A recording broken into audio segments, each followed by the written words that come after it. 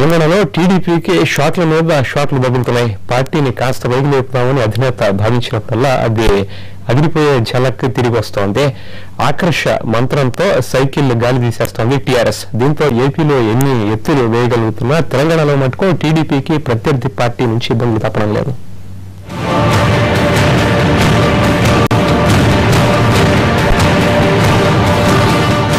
రాష్ట్ర విభజన తర్వాత రెండు రాష్ట్రాల్లో ప్రభావం చూపుతున్న పార్టీగా టీడీపీ ప్రత్యేకత చాటుకుంది. ఏపీలో ఆల్రెడీ అధికారంలో కొనసాగుతున్నందున వచ్చే ఎన్నికల్లో విజయం సాధించి తెలంగాణలో కూడా సత్తా చాటాలని లక్ష్యంగా పెట్టుకుంది. అందుకోసం అధినేత చంద్రబాబు భారీ వ్యూహాలే రచిస్తున్నారు. అయితే ఆయన దురదృష్టమో పార్టీ బ్యాడ్ లక్కో గాని అవన్నీ తిప్పికొడుతున్నాయి.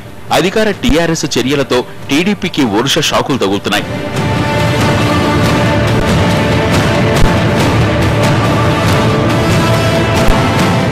నవ్యాంధ్రలో సైకిల్ టైర్లు బలంగా ఉన్న తెలంగాణలో మాత్రం గాలి తగ్గుతోంది. టీఆర్ఎస్ ఆకర్ష మంత్రం చక్కగా వర్కౌట్ అవుతోంది. ఎన్నికల తర్వాత టీడీపీ నుంచి గెలిచిన 15 మంది ఎమ్మెల్యేల్లో 4 టీఆర్ఎస్ లోకి జంప్ అయ్యారు. ఎమ్మెల్యేలు తలసాని శ్రీనివాస్ యాదవ్, ధర్మారెడ్డి, తీగల కృష్ణారెడ్డి, మంచిరెడ్డి కిషన్ రెడ్డి గులాబీ కండువ కప్పుకున్నారు. కొందరు మాజీలు కూడా కారెక్కేశారు. తాజాగా ఆర్ కృష్ణయ్య అంటీ ముట్టనట్లుగా వ్యవహరిస్తున్నారు. ఆయన కూడా పార్టీ మారతారనే ప్రచారం జరుగుతోంది. ఇంకా మరో 2 హైదరాబాద్ ప్రాంతానికి చెందిన ఎమ్మెల్యేలు కూడా కారెక్కేందుకు రెడీగా ఉన్నట్టు సమాచారం. అదే జరిగితే తెలంగాణ టీడీపీ సాధించిన సీట్లలో సగం కోల్పోయినట్లే.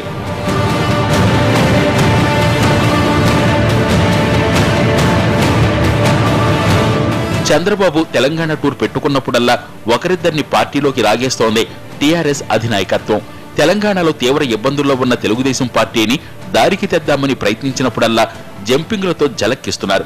ప్రజల్లోకి వెళ్లి ప్రభుత్వంపై విమర్శలు గుప్పించేందుకు సిద్ధమైనప్పుడల్లా సీన్ రివర్స్ అవుతోంది. టీడీపీ నేతలు ప్రభుత్వం వైపు వేలు చూపిస్తున్నప్పుడల్లా ముందు ఇంటిని చక్కదిద్దుకోమంటూ సెటైర్లు వేస్తున్నారు టీఆర్ఎస్ నేతలు. అధినేత సరే, యువనేత లోకేష్ మంత్రాంగము పనిచేయట్లేదు.